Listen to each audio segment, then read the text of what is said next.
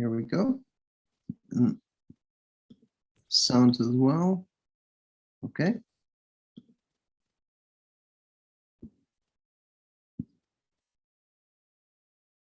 Are you seeing this? Yes. All right, so let's do this. Now I have a second screen here for me to see the next slide. So I'm gonna put it also. All right. So what I want to talk today, if this goes full screen. Okay, should. Is this, no wait. This is still going, right? It's still going. Yeah, we still see the same slides. Yeah, so telling stories with sound and data. So a bit about me, I'm a composer, sound artist, and I always was interested in working with extra musical data, extra musical material, so doing algorithmic composition. And then I got interested in the stock market as well. I always thought I was something very dynamic, and I said I want to make music with the stock markets. So then I rolled into sonification. So the structure of the lecture today will be like the datafied society, the society we live in. Then I'm going to talk to you a little bit about what sonification is, like a definition and a taxonomy. And tell you why you should use sonifications, what are the advantages of it. Then I'm going to go into examples, a few examples, and I'm also going to, at the end of those examples, show you how you can use it in digital humanities. Then the challenges, and then finally some conclusions why sonification is a good tool for storytelling with data. So the premise of where I start from is that we live today in a datafied society. So we have Fitbits, we have traffic sensors in the cities, we have monitoring systems, we have our smart cards, and all these data are being collected the whole time. So we see that there are lots of gigabytes, not gigabytes, petabytes, terabytes being collected. So this is a chart from 2020. So for example, you can see on Instagram, there are 65,000 photos posted every minute on Instagram, 500 or almost 600K tweets on Twitter, and so on and so on. So it's a lot of data. I'm very sorry, but we only see, so you have your presentations only on your screen, but we don't see it. So. Oh. Yeah, we only see the first slide. Okay, then we have a problem here. Wait, let me start again, I'm sorry. Yeah, that's fine. Zoom is tricky. Okay. So now you should see now I think we see it in the right way. Okay, so yeah, it's fine, it's working the way it's supposed to. Thank you. Okay, so so the structure of the lecture, so the datafied society. So I was talking about how we get so many data collected all over the place. I'm then going to talk about the definitions of sonification and how you sonify. The advantages as well, and then probably the most interesting part is showing some examples and how you can use it in digital humanities, some challenges, and then some conclusions, and then we can go over to a discussion. So I already said we live in a datafied society, so you have your Fitbit, you have your smartphone, smart card, all these data are collected, and this is a chart by Domo.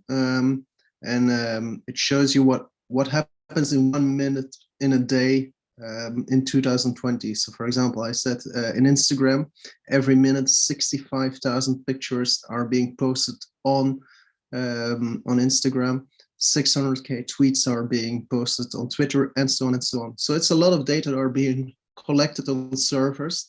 They are stored.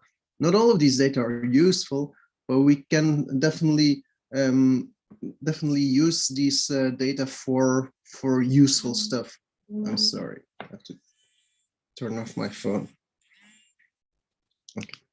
So what I want to do, what many people start to do is you can visualize these data like we saw on the previous slide, but there are also other ways using sound. So we not necessarily need to use visual means for it. And I say that that's my premise, that's my selling positions, that sonification is a good way for data-driven storytelling. So the first thing that you want to know, what is auditory display or sonification? We make the distinction, sometimes we say auditory display, just to make the distinction with visual display. When you have a screen, that's visual display, but when you listen to something, it's auditory display. Yeah, and so the most common definition is any display that uses sound to communicate information. So if you have any sound that's being used rather than visuals, then we're talking about auditory display or sonification. And those here we are going to look at a few of the most common things where you can use sonification for. So first thing is alerting functions. And everybody has a sonification tool on his phone or next to his bed. It's an alarm clock. It just wakes you up at 6 o'clock in the morning, and that's a sonification because you listen to something, your eyes are closed, you're not looking to the hour, but you hear it. And the second one is already a bit more complex, let's say. It's a status function. So for example, when you're printing something, there is usually some kind of line on your screen that's saying how far it is, but you can also do that in a sonic way. So you don't have to look at it. And then the other two parts are very interesting, especially for digital humanities, is data exploration. So you go into some kind of universe or metaverse nowadays, and you start to explore data through sound. And that can help you to look to or listen to things in a different way. Because when you look at something, it's different than when you listen to something. And then finally, you have arts and entertainment. So where arts and science come together, where you have sonification, not just as to tell a story, but also to let people experience an aesthetic experience. Let's say it like that. So I briefly told you about auditory display and sonification. So auditory display is all of this, all the four categories I mentioned, and sonification is a subset of that. So it's not apparent right away. When you listen to a sonification, you're not going to say, okay, that is the Instagram picture that was posted at 1 o'clock, and then the next note is the Instagram picture that was posted at 1:05, for example. It's something that you will have to take some time to explore, to learn how to listen to a sonification, because we are very used as a culture, as humans, to visual culture. We look at something and we can say, okay, this means this. Red means danger, green means safe, and that's not really. We're not trained as humans to listen that close as we are with visuals. We're not that experienced with it. So the first thing, what I said were auditory icons, or alerting functions. I already told you about the alarm clock, but the other thing that is auditory icons, where you have a common event. For example, as you can see here, you have a trash can, and you're going to record the sound. And when you do this action on the computer, it's really gonna make the sound like you're throwing something away. So, for example, did you hear that? Okay, so you hear that the sound is that you can connect the icon to the sound. So even if you're not listening to it anymore, so you throw something away and you're already doing something else, you know, okay, it's in the trash can, I'm fine. And ear cons are a bit more structured, it's a bit more longer. So it's rather than just one sound, like just the crumpling or throwing away of the sound, you will have a longer sentence, and then you can identify other actions on your computer or on any other system. For example, this is in the Tokyo Metro. So rather than saying, okay, you're now at this station, you're now at this station, there was a composer who made a sound for every station. So you would listen when you go through each station, you get a different sound. So you know, okay, this is mine, and this is better to remember because every station is unique. And so when you are asleep, you will definitely recognize it in your unconsciousness.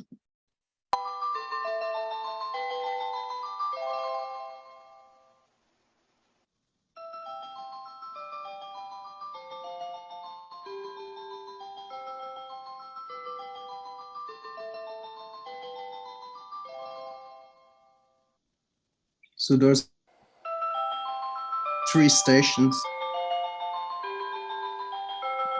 Oh, let me go back. Ada Gilmore. Sorry. So those are three stations that you heard. And so when you go around in the metro, you will recognize one immediately. Oh, let's go. No. I'm a bit. Oh, sorry. Zoom is indeed a bit tricky. And then we have spear cons, which is a very specific thing. When you're on your phone, for example, and you scroll to your contacts list, it's gonna slide, and then you tap the screen again, and it is gonna stop.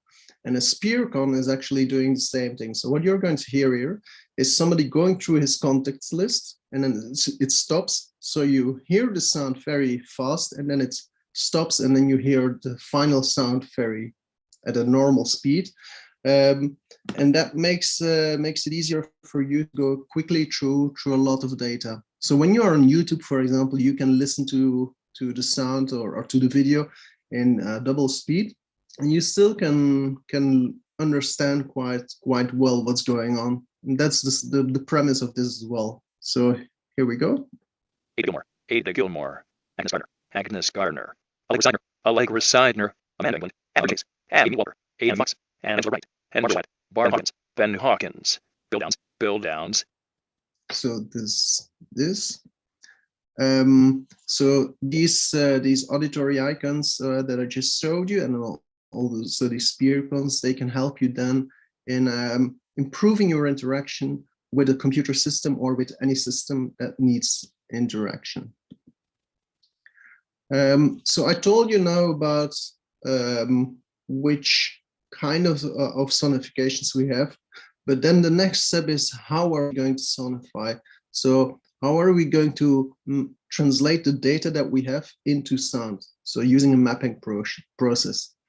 And the first thing that we have is a process called audification.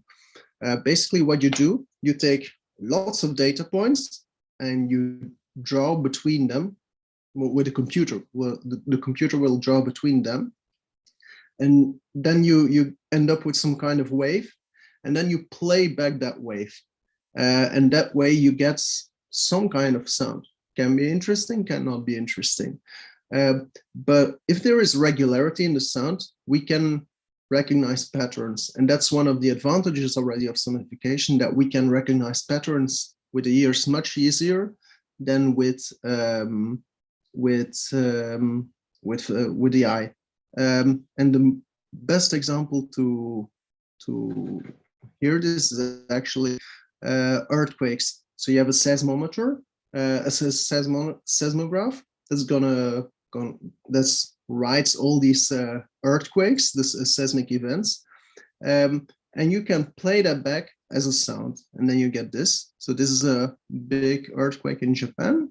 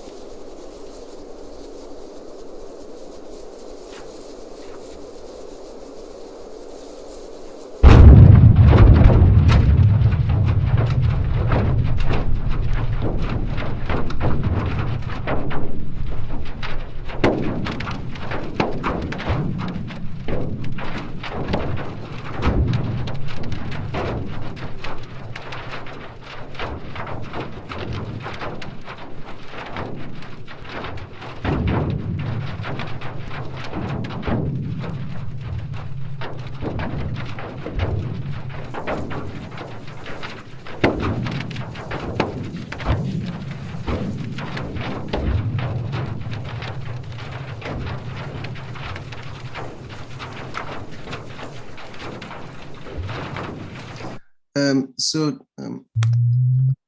this was, you should remember, these are 2 days that are compressed in 2 minutes. So that's why you can hear it. Because if we were to play back all these data points at the normal speed, then you wouldn't hear anything. That's why you wouldn't hear all these earthquakes. But now you could hear them because they were compressed into a smaller time space. The next, which is the most common, is parametric sonification. So basically what you do, you take a data point, let's say a stock market price, and you map that to the pitch of a sound. For example, you have a stock is worth 60 rubles, and that's going to be a median note 60, so a do, a central C. The stock is worth 61 rubles, then it's going to be C sharp, is going to be then 62 rubles will be a D, and so on and so on. You can also map that to rhythm, you can map that to the volume of this, the loudness of the sound, and so on and so on.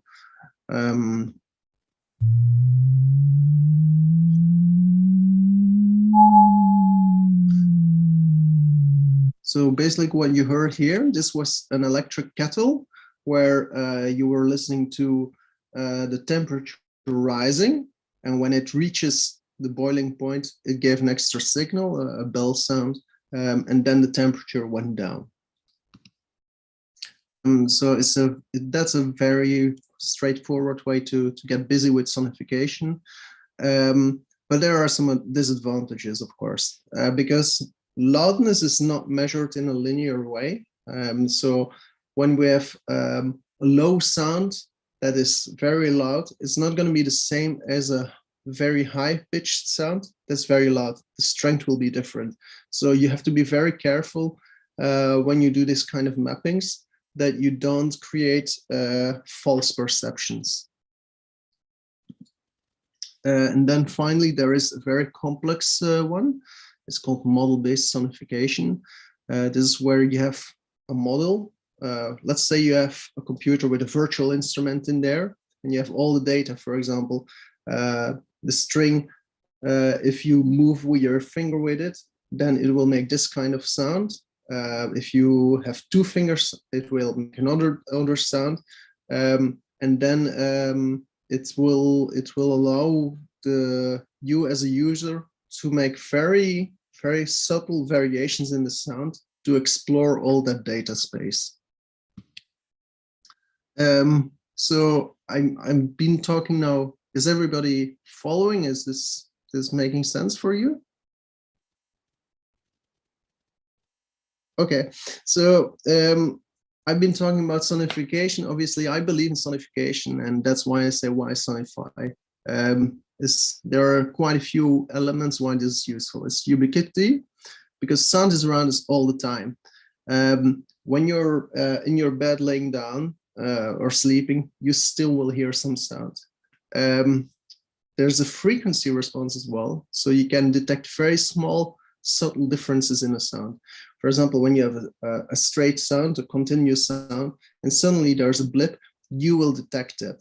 But if you have a small blip in a visual display, it's a little bit more difficult to detect, because also you're used to seeing a flat surface, and then suddenly you have that blip, you won't notice it, but in sound you can.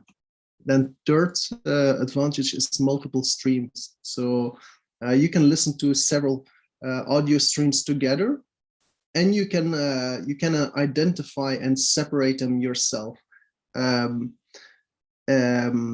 So rather than looking at just one, you can have 3 audio streams going around you, and you don't have to even watch it. And you can recognize what is going on around you, and it's very good for time-based data. So you have historical data, for example, migration in the 19th century. You can easily do that on a time scale, and sound is a time-based medium, so it's very good to sonify this kind of data. So why sonify? And then the big premise here is like in today's society, in today's datafied society, we need ways to find communicate our data, and one of these ways can be sonification as a viable alternative to visualization. I then move on to the data. So when we talk about data, there is a nice quote by Lisa Gittelbaum who says raw data is an oxymoron. When you have data, when it's collected on a server, that's not just raw data. Somebody already decided, or we already decided, that we're going to collect a specific type of data, but not other types of data. And then Joanna Drucker proposes to use the term capta. So what we take rather than data, what we get. Interpretation of all these data happens at every stage. So we have the event, so for example, the earthquake. Then we have the data collection. So we choose to collect the seismographic differences. And then we're going to see we have data, then we're going to turn this into information, into sound, and then we're going to turn this into knowledge. What did we learn out of listening to this earthquake? So in the end, it's the listener that will always decide in the end what he or she has learned from it. Then I also want to say that data on itself is not information. So I already said we have our event, then we get the data. But to have those data, then we have to interpret it, and only then we get to information. And then there were two nice citations that I have here. Is data isn't information. Any more than 50 tons of cement is a skyscraper. So if you have a bag of cement, that's not a skyscraper. But in the skyscraper that is built, you have that bag of cement somewhere. Another one is by Fred Menger, is data can be interpreted. They're not truth. If you torture data sufficiently, it will confess to almost anything. So you can make up any story with any data you want. It's just a way, you just need to find the right way. And then the best way to say this is with Homer Simpson about statistics. So yeah, I'll just let you listen. Mr. Simpson, how do you respond to the charge that petty vandalism such as graffiti is down 80%, while heavy sack beatings are up a shocking 900%? Oh, people can come up with statistics to prove anything, Kent. 40% of all people know that. I see. So what Homer says here is you can prove anything with statistics. It's just finding the right frame, and then you will always find a way to tell the story you want to tell. And then when we are going into sonification, but also in visualization, we're going to aestheticize the data. We're going to make them available to our sensory receptors, whether that is visual, your skin, and we will have to make some decisions there as an artist or as a storyteller, which choices we are going to make. But one thing is important is if we make one choice, it automatically excludes other choices. I think that's a very interesting point. So when we are making these choices, we are going to map them. So we have our data points. So let's say the 60 rubles, and we're going to map that to pitch.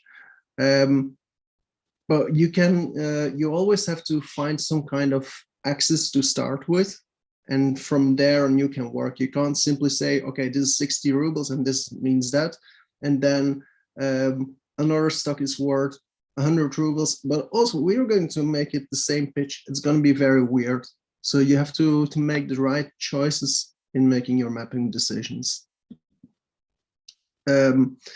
We also have to say that sonification is not always music. Sonification can be something for science. For example, like what we heard about this earthquake. It's not something that you're going to listen to as a musical event. But on the other hand, a musical event can be sonification. So you can use sonifications for several things. Either it's to tell a story, either it's to find a deeper understanding, for example, through data exploration. But it can also be that you simply say, I want to make data-driven music. So where the data source in itself doesn't matter anymore. You just create nice music using extra musical material. So we're going to look at a few examples now. So this is Brexit and Falling Pound. So in 2016, the British pound relative to the euro was quite high, but then suddenly when the referendum happened and they voted for Brexit, the pound really fell sharply.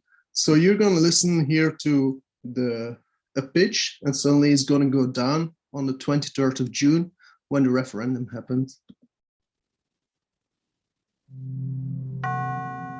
This is the sound of the pound against the dollar. Each chime is a passing day. The higher the note, the stronger the pound. We're in the run-up to Britain's vote to leave the European Union.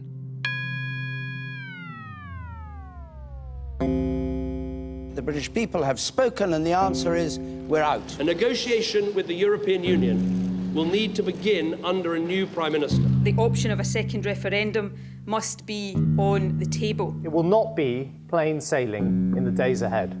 I believe we now have a glorious opportunity. Stabbed him in the back. Plotting for a coup. Economic post-traumatic stress disorder. I have never seen so contemptible and irresponsible a situation. And one uncomfortable truth is that there are limits to what the Bank of England can do. So you can see, you can listen, you hear how the pound was very high before the referendum and suddenly dropped like a bomb. It was quite a dramatic event that time. And now we're going to another fun example, which is called Listen to Wikipedia.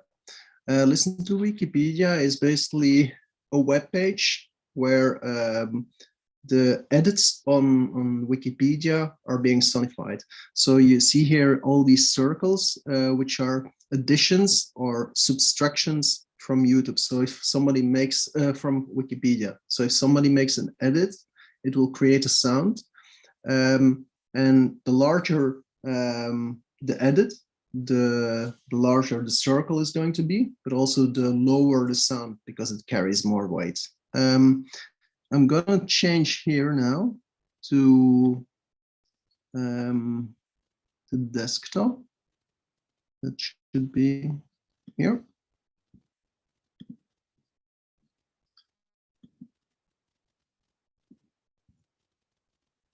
And we're going to renew this. Are you not seeing a screen? We do see the screen. Everything's fine. Okay. So you see, but there's no sign. Here we go.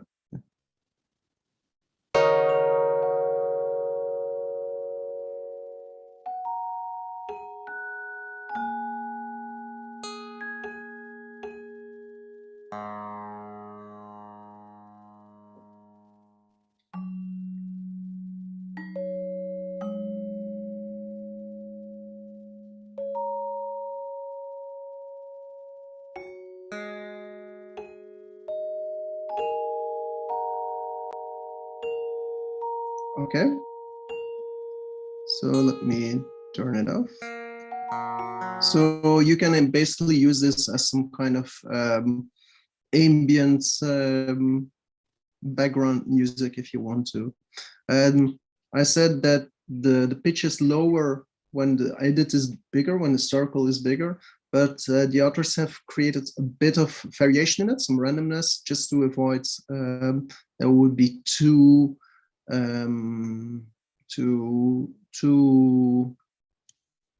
monotonous, let's say. Oh, sorry.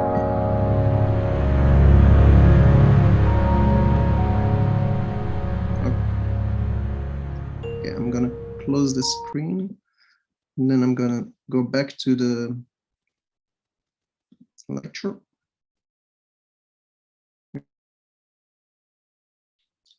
The second one, which I want to show, is the Orlando Pulse nightclub shooting. So in 2016, there was a shooting in a nightclub in the United States. And there is a network called Reveal News who do infographics and data-driven stories. And so they created sonification. And what they did was like, they took the age of the birth date of every person who was killed in there, and they mapped it to a bell sound, which would be repeated every year.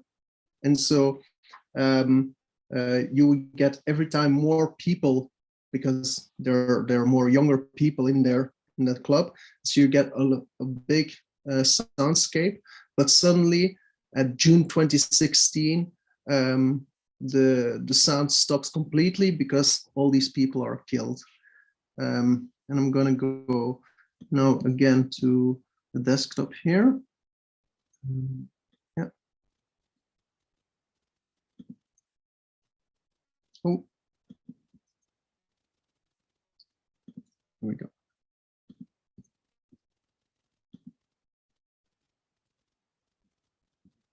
I'm not gonna show you the whole, let you listen to the whole thing. Oh yeah, it's 3 minutes. So it starts with one bell because the oldest person was around 50 years old.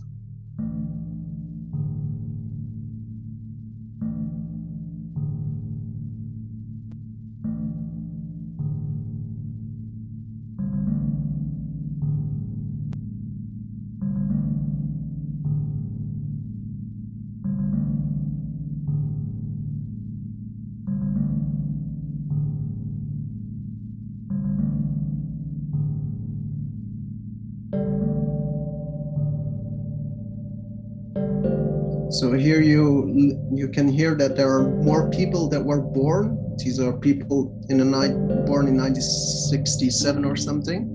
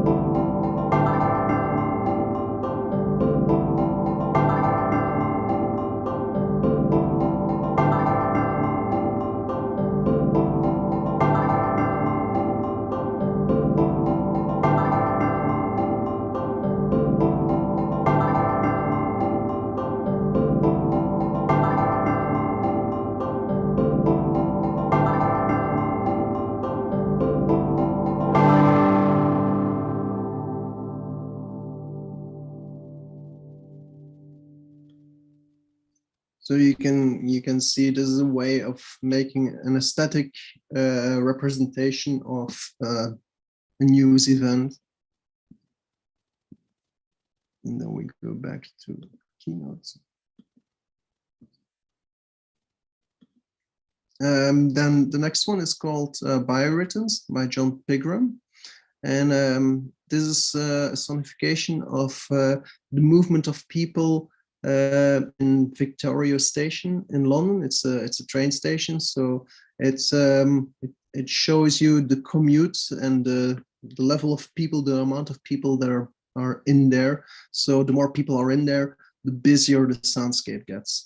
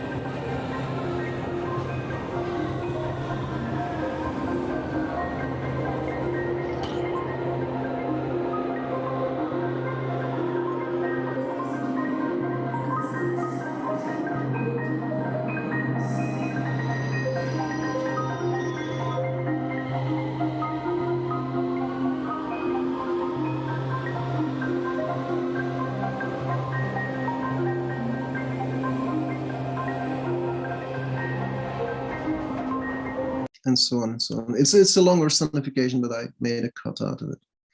The next one is called Air Pollution by Airplay by Brian Fu. So he's a New York artist who has created many sonifications, but this one is pretty cool.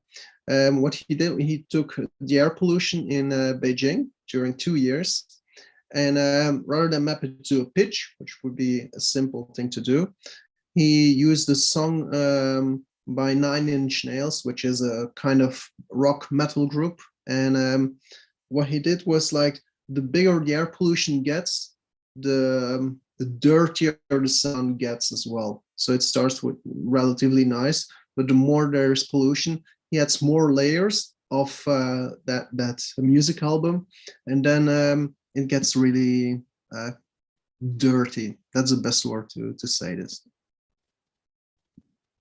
And that should, oh, sorry, that's not playing. So I'm going to skip that for now. We're going to move on to, oh no, there we go.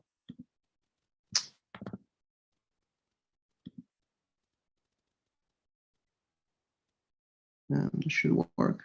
And here we go.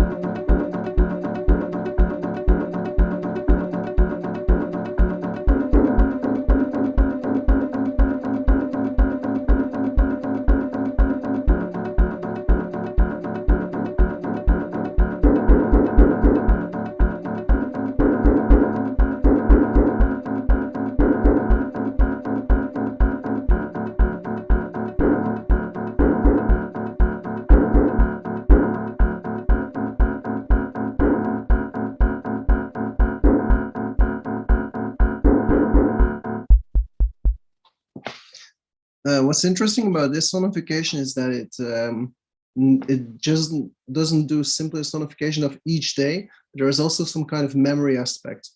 Because this is air pollution. Air pollution doesn't go away in just one day.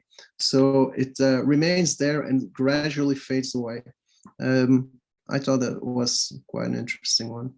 The next one is Otros Registros, Other Registers, which is an installation about police violence in Rio de Janeiro.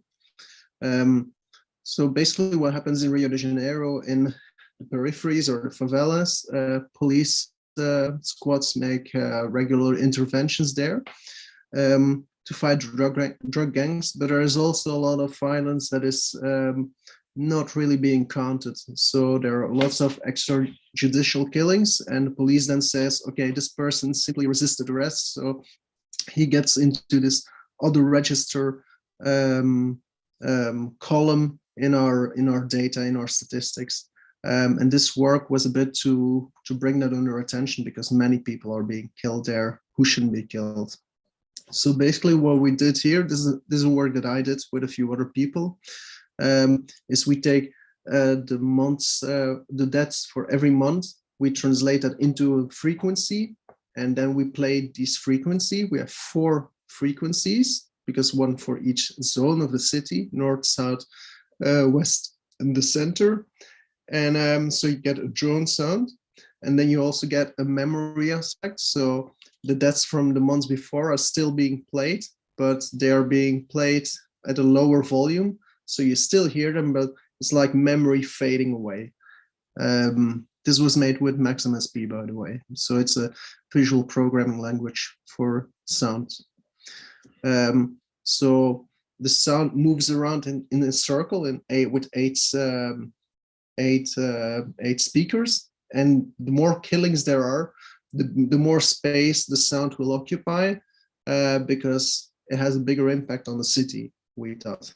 And then there's also some news headlines. So when there were months with very a lot of killings, then somebody would read a headline of a 6-year-old girl killed by a stray bullet or something like that.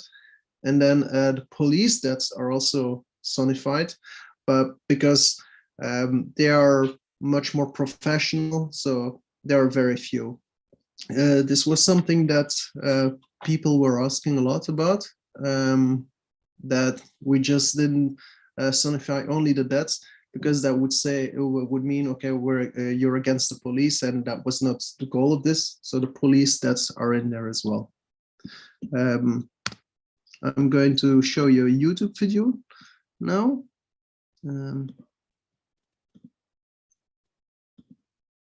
Where you can hear about this. O uso dos chamados caveirões em favelas provoca muita polêmica. Quem é contrário alega que se trata de um recurso que alimenta ainda mais a violência. Moradores também reclamam que a mensagem passada a eles em ritmo de funk leva ainda mais medo a quem vive em meio à guerra urbana. Outros Registros é uma instalação que transforma dados de violência policial no Rio de Janeiro em sons. A gente coletou dados desde o momento que o Rio foi anunciado como cidade-sede até a data dos Jogos Olímpicos, e segundo um relatório da Anistia Internacional, nesse período a polícia matou mais de 2.500 pessoas. E a gente quer questionar isso, e em especial o uso do caveirão em operações militares na favela.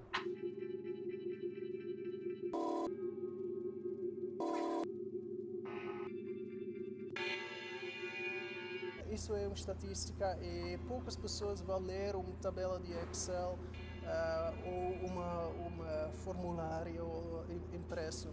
Então, nós queremos, através desse som, dar uma nova experiência para as pessoas experienciar os dados de uma forma diferente. Em tentar ver se eles dizem alguma coisa, se eles têm algum tipo de representação própria do que está acontecendo aí, já seja na palavra, já seja no desenho.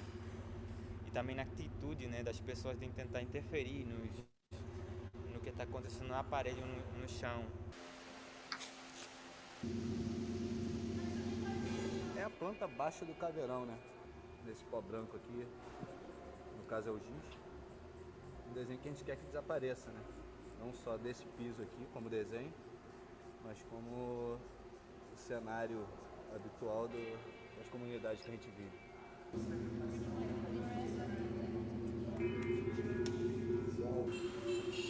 Cada vez mais vemos com dor, tanto nas forças policiais como nas periferias e favelas, crianças, adolescentes e jovens terem suas vidas abreviadas em um combate insano, sem sentido e sem solução.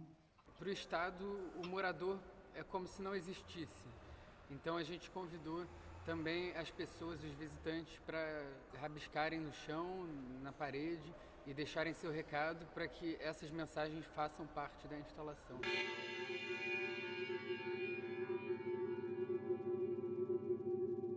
A denúncia é sempre a mesma. Moradores acusam os policiais do Caveirão de atirarem para todos os lados. Quando o Caveirão entrou, já entrou atirando.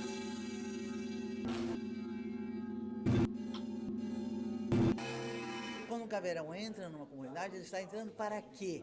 Se ele não estiver entrando para socorrer policiais que estão em apuros, que é para o que ele foi criado, pode-se muito frequentemente, e isso tem acontecido cada vez mais, levantar a suspeita de que ele está entrando para entregar drogas, ou para tirar gente do tráfico, ou para entregar munição, ou para fazer coisas que estejam ligadas à criminalidade. Aqui, na realidade, a Polícia Militar foi criada para coibir os caras que foram libertos, que eram negros, que subiram para os morros, e ela continua fazendo isso até hoje, e uma dessas ferramentas é o Caveirão. Tem que botar o Caveirão no Planalto.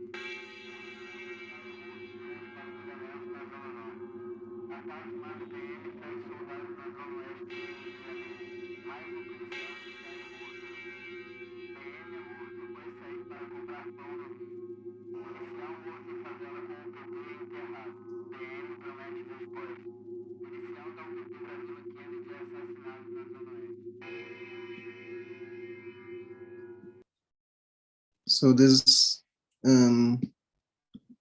probably my best work, I think. And now I'm really going to move into sonification and the digital humanities. So I want to show you two projects which I think really fit the bill of sonification and digital humanities. The first one is called Song of Commerce. Basically what I did here was I went to the library in Manchester in the United Kingdom, the John Rylands Library, and they hold archives of lots of industry and history of Manchester. And one of those was a guy called John Owens, who had a textile trading company in the 19th century, and he sent lots of ships all over the world, to South America, to Singapore, even to Australia, and so on.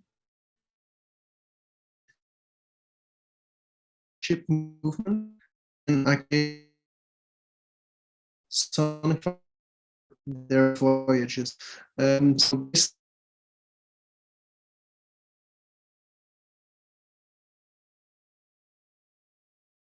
was ship built, and this was relative to the latitude that they were on. So the higher north the ship was, the higher the sound would be. The more south it would be, the lower the sound would be. And then the ship would move upward to the north or to the south, and then that sound would gradually make a glissando sound. So it would slide downwards, and then you get some kind of weird science fiction soundscape. I wanted to create this with this kind of soundscape rather than a traditionalist thing, because I felt I wanted to combine the traditional of ship voyages, the sailing voyages, the time that it took, with a very modern sounds. And why is this important for digital humanities was that I had to work together with library staff to select the documents, to find which documents I was going to use. We had to digitize them. So because I couldn't go all the time to the library to access those documents, so they photographed it, and it's now in their digital archives. I also digitized the data that are on those documents, so they are available for new researchers, for future projects. And I also went to other libraries in Liverpool, which is a port city nearby, to cross-check data. So this is, for example, a document by this trading agency, where it says, this was a document that they would give on the ship, where it says, this captain on this ship on this date is shipping 5 bales of hay or of cotton to Argentina. And then I would take those data and make a sonification out of it.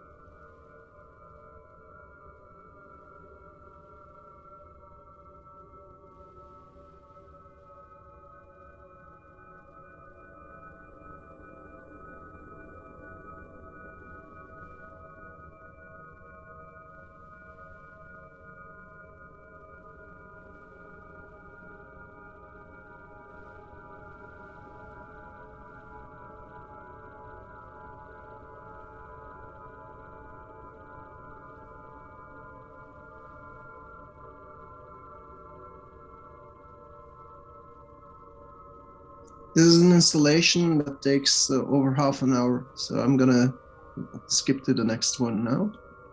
The last project I'm gonna show you is the mineral choir, which was done with a museum in Brazil. So the stone that you see here, the mineral, is called spessartine. It has a glass-like appearance, so it doesn't shine from itself, it's just the illumination. But I thought it was a cool mineral. So basically what I did, I went with the museum staff, and they showed me some minerals, and they said, okay, you can use this kind of minerals, or these are interesting. And then I selected 10 minerals, and I took the chemical components. So for example, a mineral consists of various chemical elements, and I took those chemical elements and I created sonification out of it. Now what's interesting about this one is that you won't be able to exactly understand, okay, this is helium, this is zinc, this is gold, but every of these 10 minerals has a specific music made for it, like a bird sound. When you listen to a bird, you can say, okay, this is a swallow, this is an eagle, but you won't be able to tell exactly, oh, his feet are 5 centimeters big or something. You won't understand the details of it, but you will get the general idea of it. And so every of these 10 minerals has its own song, but is data driven. So here you can listen to the song of this spessartine.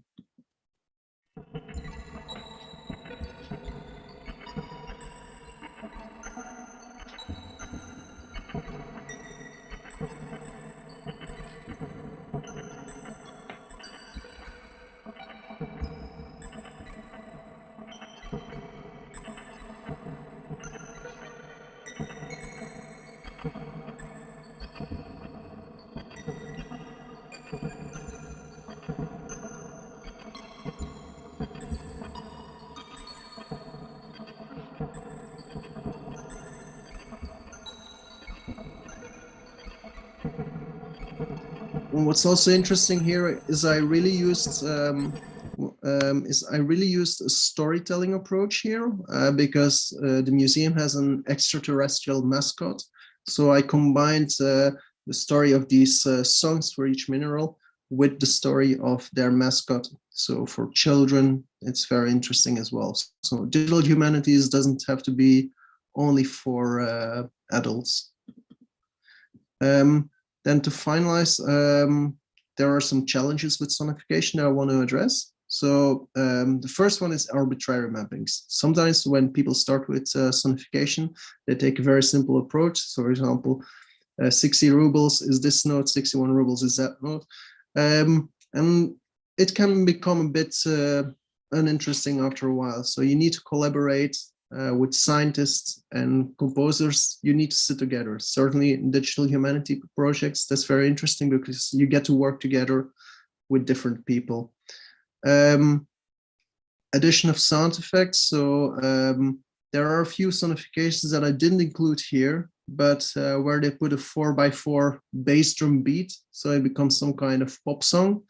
And that's not very interesting because it starts to obscure the data, so you don't really listen to the sonification anymore. And the third point is very important, is that you need to introduce the listener a little bit. The listener is not used to a sonification. So as I said in the beginning, we are very visual people, not very sonical people. So we need to have some kind of explanation before we start. And then there's a video here at the end with a link. I will send the presentation after this presentation to the department, so you can share it, and there you can listen to some more problems of it. So then my conclusions for today are, it's still a relatively new field, so you need the explanation. I think that sonification and visualization can work very well together. It's good for storytelling and other applications, for example, in digital humanities.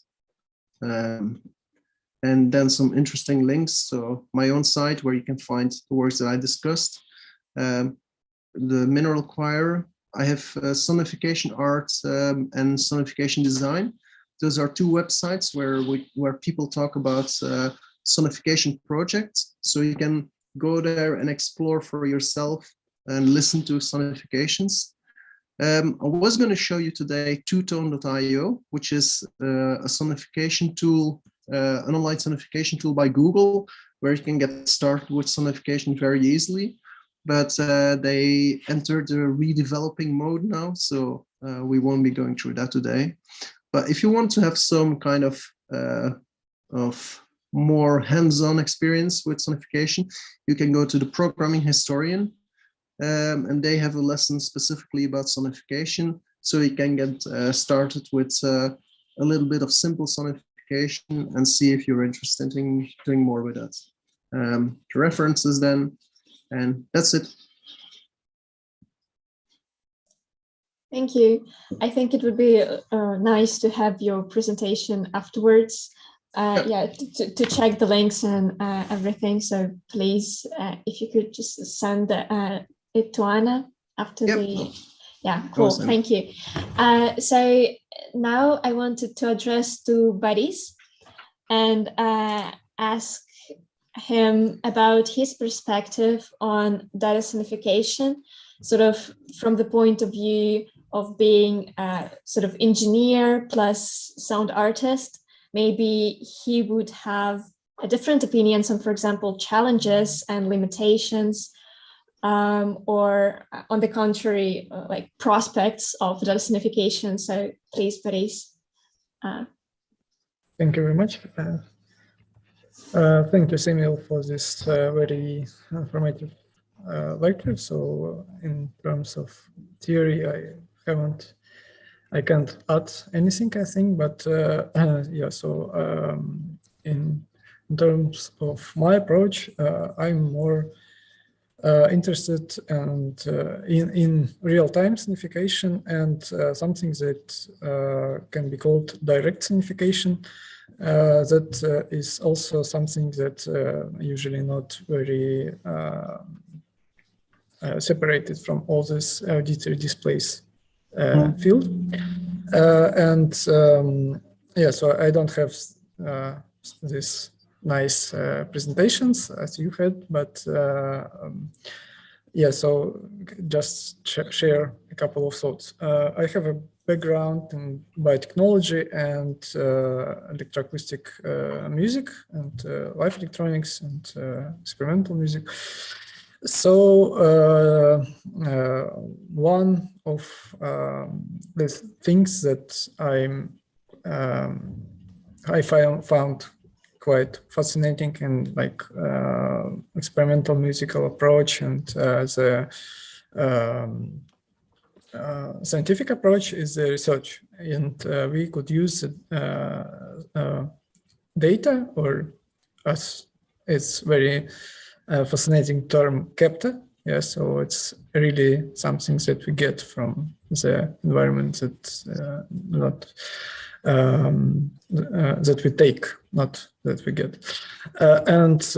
Yeah, so for me, sonification is a very useful tool for representing multidimensional kinds of data, especially in real time, because in visual terms we are often like limited by 3 dimensions and usually like only 2, but with sound we can have really like complex patterns of changes in several different dimensions that we could perceive by our ears.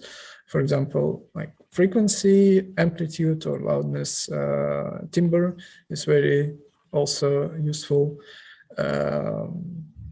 feature of our ears. So it's like natural spectrum analyzers, and we could separate the sounds with the same frequencies and amplitudes, but just with their waveforms, and also like lengths of the sounds, spatial positions of the sounds. So all these qualities we could use, so we represent different kind of data.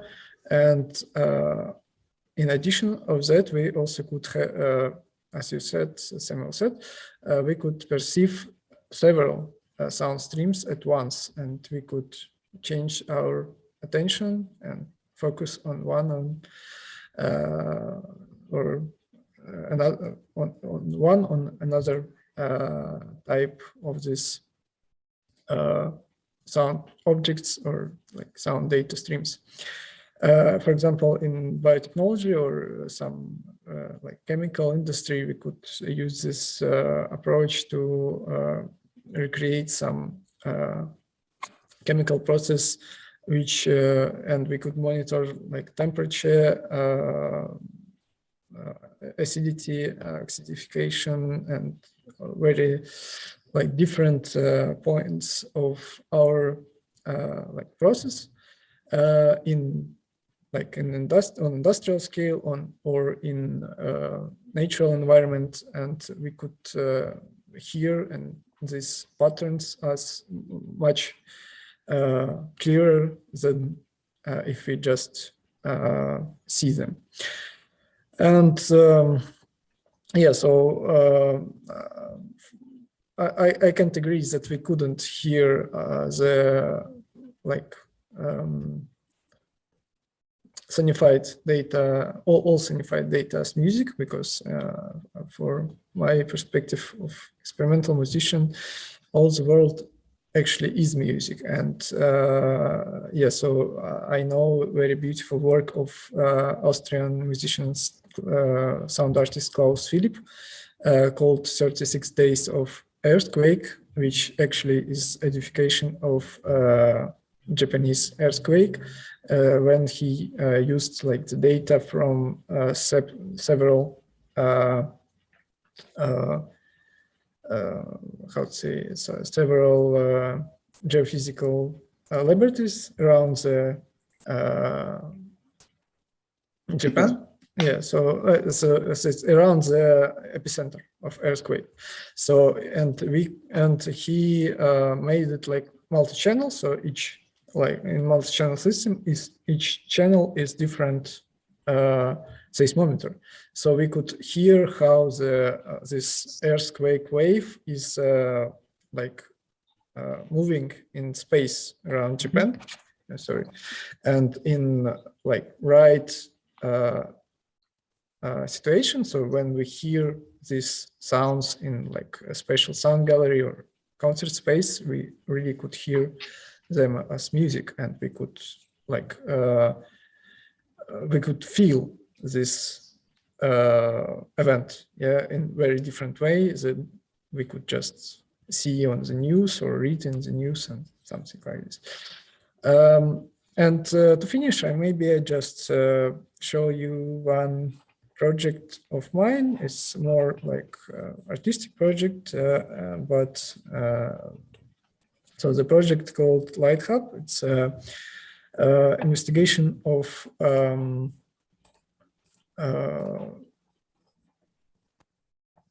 the city light environments, and so it's something just to show the mean of direct sonification. So direct sonification is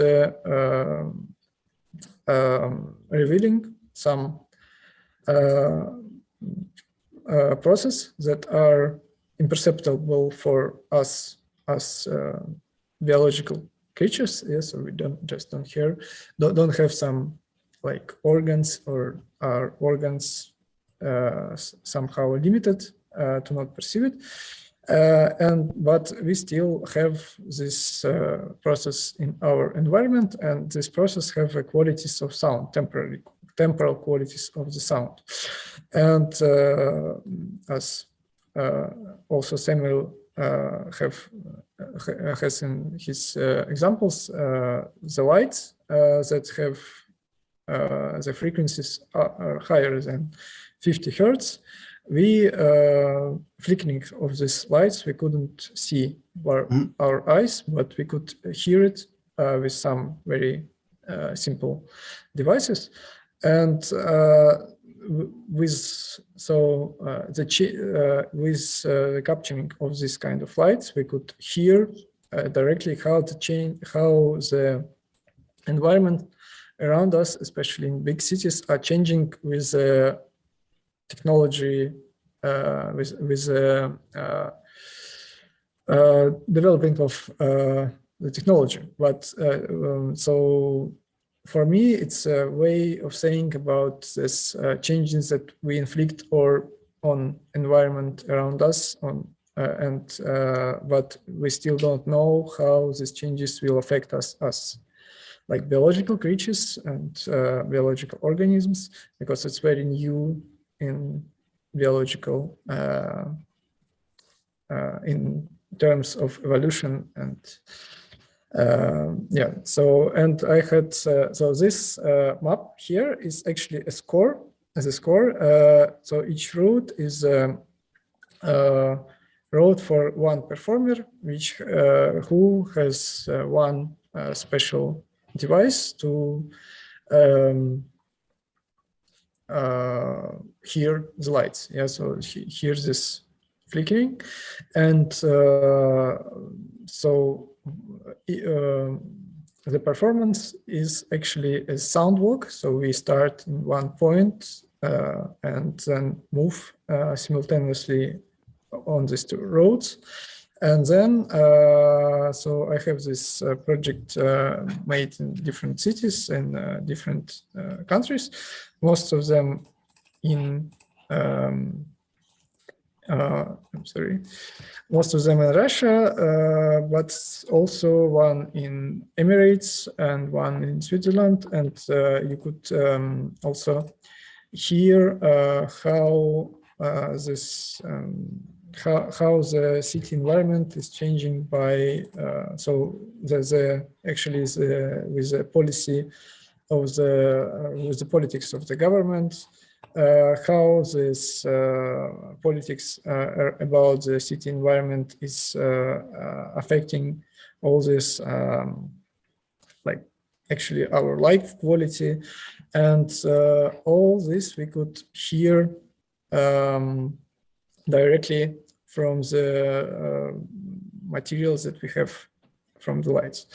And so to check, just to give you example how it sounds, very short video from the Kaliningrad. So actually it's two parts. So we have one walk, which is kind of documentation of the this space, the sonification of the space, and the recreation of this like city environment as a musical composition and the roads. And the second part is the kind of imaginary landscapes that people are recreating by themselves during the sound performance. So it's kind of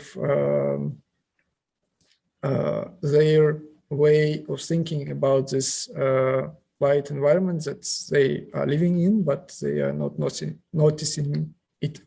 So just 3 minutes of video, and that's all. One thing that all the sounds you could hear, they are not synthesized, so it's like just field recordings from the natural, from this techno-biological environment.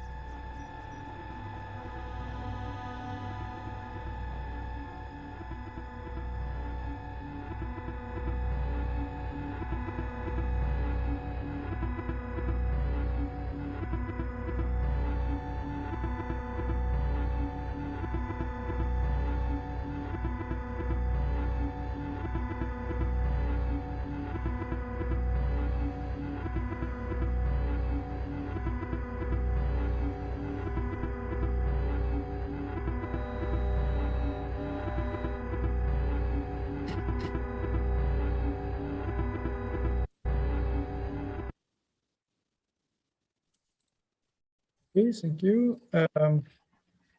Yeah, so just to finish, I found this kind of working with sound very useful tool for this drawing the attention to different problems. But yeah, so I think we have a lot of in common in this kind of approach. No, it's very interesting. It's really cool. So basically you do this walks first, and then you record during your walks, and then you brought it together and then did a live performance, right? It's first part, yeah. So it's like 2 parts. One is kind of imaginary soundscape, when we have just walk together and guys just collecting the samples and trying to recreate this like impression of the city. So it's actually also really interesting in terms how people so it could be two very different approach when people just have live in the city and they just see it with different eyes, with ears actually. Yeah. And other way, it's like when people come for this workshop to the city is new for them, and they have like first impression combined with this kind of really different approach, to the city environment than usual. So like all these landmarks are really different when you have this kind of eyes, which so yeah, the first part is like imagining landscapes, and when the guys just recreate this with different kind of instruments. So it's not only like so they use the samples, but they could use some like programs and hardware instruments that they use in their practice. But with the Light Hub, it's much more strict. So it's I just don't have here the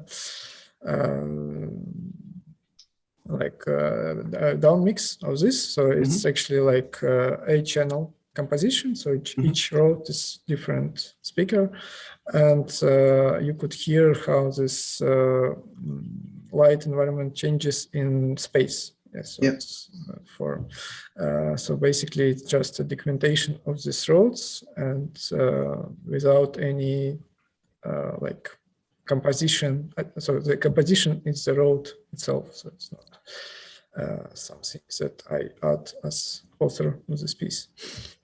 All right. No, it really looks and sounds interesting. I think it's really cool that you imagine the city in a different way, and I think that's very important that we stop looking just at the buildings, but also listen to the cities, because that's something that we haven't done. We only started doing this in the past 20 years or something. So yeah, very cool. Yeah, thank you. We lost some of our listeners along the way, but I think it's okay because we have everything recorded. But I think that it would be a great idea to give the opportunity to some of our audience to maybe ask you a question. Or if not, I have a few questions. So we still have like 5 minutes to have a small discussion. So please. Okay. While some people probably are thinking about their questions, I would like to ask you both, what do you think about the biases of the data sonification that emerge? Because as I see, we perceive sound more emotionally than we do just like numbers and digits, and probably more like these visualizations. So how do you think, what is the like, can we find like a balance between these emotional perception and these like sort of emotional representation of data and objectivity, if there is some in case of sonification? Yeah, so I already told I already said in the presentation, so some sonifications put a 4x4 beat under it. So then you have this abstract melody, and then they put this beat under it, and then it starts to sound very pop music like. I think that really takes away from a sonification. I think the best way to create a sonification that is objective enough is to create some kind of abstract soundscape, like not trying to compose a pop song or compose a symphony or something, but using abstract sounds and abstract structures. So people really have to do the mental effort to move away from pure music to a sonification. Yeah, so I agree. So actually, the main maybe bias here, it's our listeners' background and our musical culture. But due to the mass culture and internet, our listener experience in different countries nowadays are quite similar. So we could have differences in terms of soundscape of the places where we live, or in terms of our musical tastes, but still now it's kind of hard to find some sounds that we couldn't associate with something. So as Pierre Schaeffer tried in Music Concrete, and because any kind of sound we now think as we can think as a part of some musical composition which we heard somewhere, part of the soundtrack from the film. So we have association with any kind of sound, and it's actually a question how to make it abstract enough, to remove all this background. But of course, so the style and this kind of musical culture also could be used as part of this information, information flow. I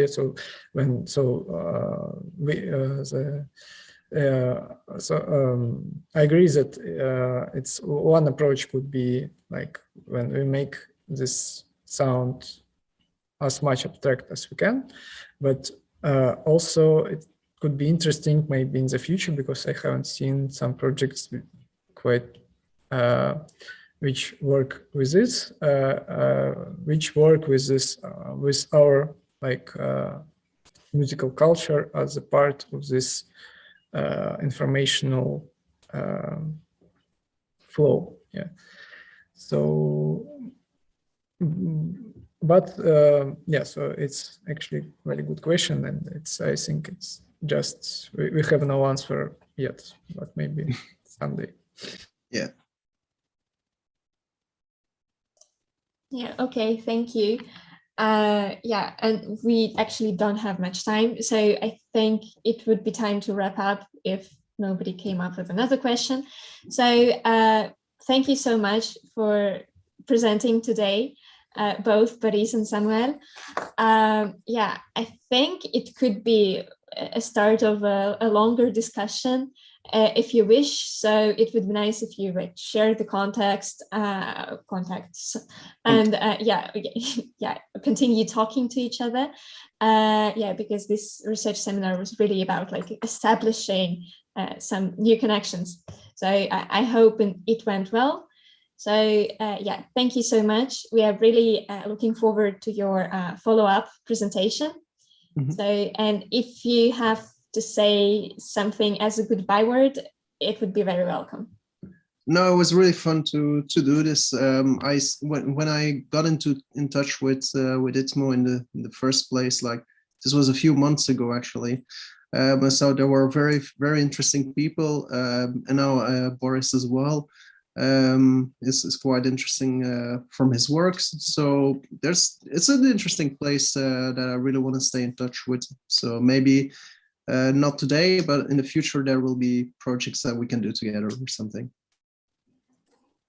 Yes, thank you very much for your lecture and for your approach. So it was also fascinating to see and hear these projects. And let's hope we will have opportunity to work together, because nowadays it's not very clear what will happen. So let's just keep in touch. Okay. And to finish, I just want to say that so I'm against the war, and I'm not supporting this vile and mean politics of Russian government. And let's hope that we could change something. And then we could work we will on something that we want. We can do that something we want to do. Yes, thank you very much for thank you as well for invitation, and yeah, it's really nice to meet you. Yeah, let's keep in touch. Thank you. All right, bye then. Yeah, bye. Thank you.